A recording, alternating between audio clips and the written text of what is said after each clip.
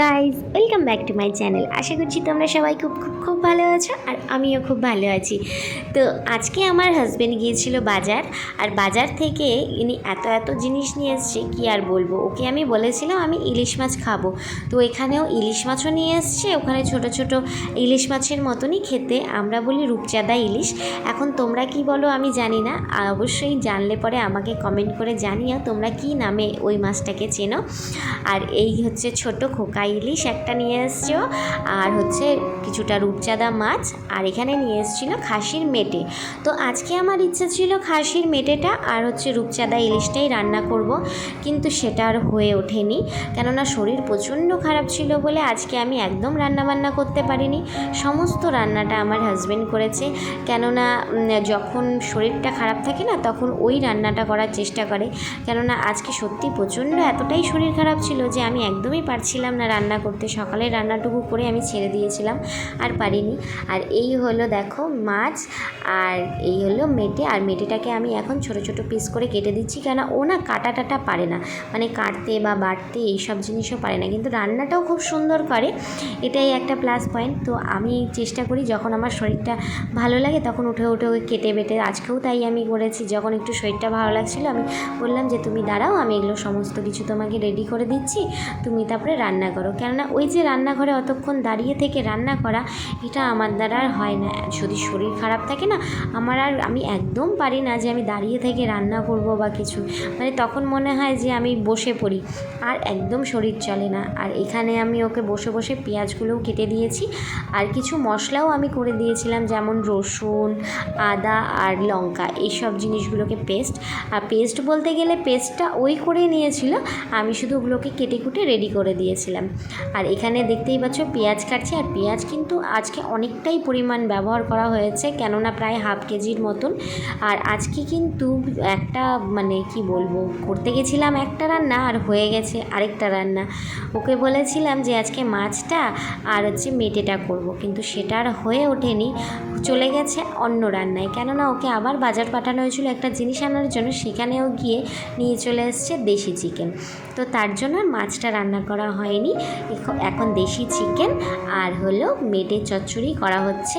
আর এই যে এখানে রীতিমতো মশলা পেঁয়াজ দিয়ে দিয়েছে, পেঁয়াজটা ভালো মতন কষার পরে তারপরে দিয়ে দেবে বিভিন্ন মশলা। আর এখন আমি যে মেটেটা রেখেছিলাম কেটে কুটে, সেই মেটেটাকেও আমি একটু জল দিয়ে সেদ্ধ করে রেখে দিয়েছি, কেননা যদি মেটেটাকে একটু সেদ্ধ না করে নেওয়া হয় না তাহলে পরে ওই মেটের যে নোংরাটা সেটা না থেকে যায়, আর একটু সেদ্ধ করে নিলে পরে নোংরাটা বেরিয়ে যায়, আর তাহলে আর সমস্যা থাকে না। তো এর জন্য আমি মেটেটা একটু সেদ্ধ করে নিয়েছি, তো ভাপিয়ে সেদ্ধ বলতে গেলে 5 মিনিটের মতন গরম জলে বয়েল করে জলটা আমি ভালো মতন ফেলে জলটা দিয়ে ভালো জল দিয়ে ধুয়ে নিয়েছি। আর এখানটায় যা যা মশলাপাতি লাগবে বাটা সমস্ত কিছু এখানে দিয়ে এগুলোকে ভালো করে কষিয়ে নিচ্ছে। আর রান্নাটা কিন্তু আজকে খুবই টেস্টি হয়েছিল, কেননা হাজব্যান্ডের হাতের রান্না বলে কথা। আর সত্যি কথা বলতে গেলে আমার হাজব্যান্ড কিন্তু রান্না খুবই ভালো করে, কিন্তু সমস্যা একটাই যে রান্নাঘরটা যতটা পরিষ্কার দেখতে পাচ্ছ, রান্না শেষ হতে হতেই রান্নাঘরটা ঠিক ততটাই নোংরা হয়ে যাবে, এটাই একটা সমস্যা। কিন্তু যাই হোক, ছেলে মানুষ যতটা পারে ততটাই করুক, কেননা শরীর অসুস্থ থাকলে যে রান্না করে খাওয়াচ্ছে এটাই অনেক বড় ব্যাপার, এটাই কজন করতে পারে বলো। তো যাই হোক, আজকে কিন্তু ও রান্নাটা কিন্তু সত্যি খুব ভালো করেছিল, কিন্তু ঠিক আছে রান্নাঘর নোংরা করছে তো কী আছে, ওটা আমি আস্তে আস্তে ধীরে ধীরে ঠিক পরিষ্কার করে নিয়েছিলাম। আর রান্না বলতে ওর কিন্তু রান্নাটা একটা শখের, ও রান্না করতে ভালোবাসে, কিন্তু হ্যাঁ আমি সবসময় ওকে রান্না করতে দিই না। যখন ধরো শরীর ভালো থাকে না বা শরীর অসুস্থ থাকে তখন ও নিজেই রান্নাঘরে চলে আসে যে চলো আমি একটু রান্না করি, মানে ওটা একটু রান্না করার সুযোগ পেয়ে যায় ও। তো যাই হোক, আর সাইডে বললাম যে আমি এটা বসিয়ে দিই, তাহলে এটাও হতে থাকবে।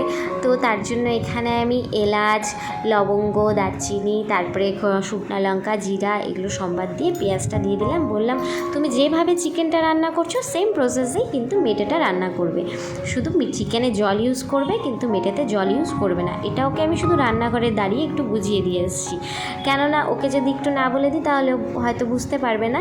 তো আমাকে বললো ঠিক আছে।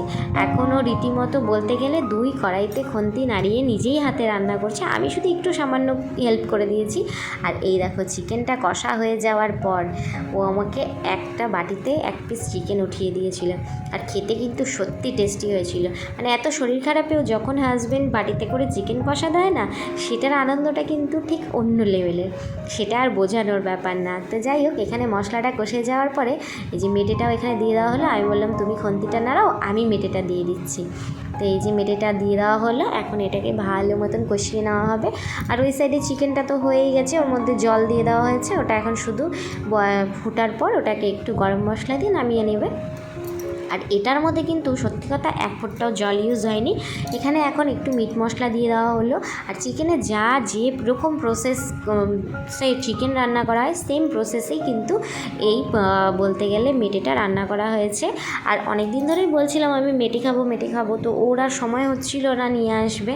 তো যাই হোক, আজকে ফাইনালি মেটেও নিয়ে আসছে, চিকেনও নিয়ে আসছে। মানে ও যা পেরেছে, যেরকম পেরেছে। বাজারে গেলে পরে এটাই ওর একটা সমস্যা, বাজারে পাঠালে আর বাজারটা পারলেও পুরো উঠিয়ে নিয়ে আসে, এরকম একটা অবস্থা।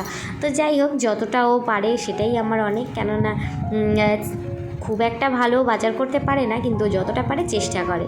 তো যাই হোক, আর এখন আমার কিন্তু রান্নাবান্না সমস্তটাই ওর কমপ্লিট হয়ে গেছে। আর এখানে ভাত, তারপরে এটা হচ্ছে মেটে চচ্চড়িটা কিন্তু সত্যি খেতে খুব টেস্টি হয়েছিল। মানে এখন তোমাদেরকে দেখাচ্ছি আর মুখ যেন জিভে জল আসছে, এরকম একটা অবস্থা। ওখানে ডাল, চাটনি, এখানে শসা, পেঁয়াজ আর লেবু আছে, আর এখানটায় হচ্ছে চিকেন। আর এই হলো আজকের রান্না। তো যদি তোমাদের ভিডিওটা ভালো লাগে অবশ্যই লাইক, শেয়ার, সাবস্ক্রাইব করতে একদম ভুলো না। তো আজকের মতন ভিডিওটা এই পর্যন্ত, দেখা হচ্ছে নেক্সট ভিডিওতে। ততক্ষণের জন্য টাটা।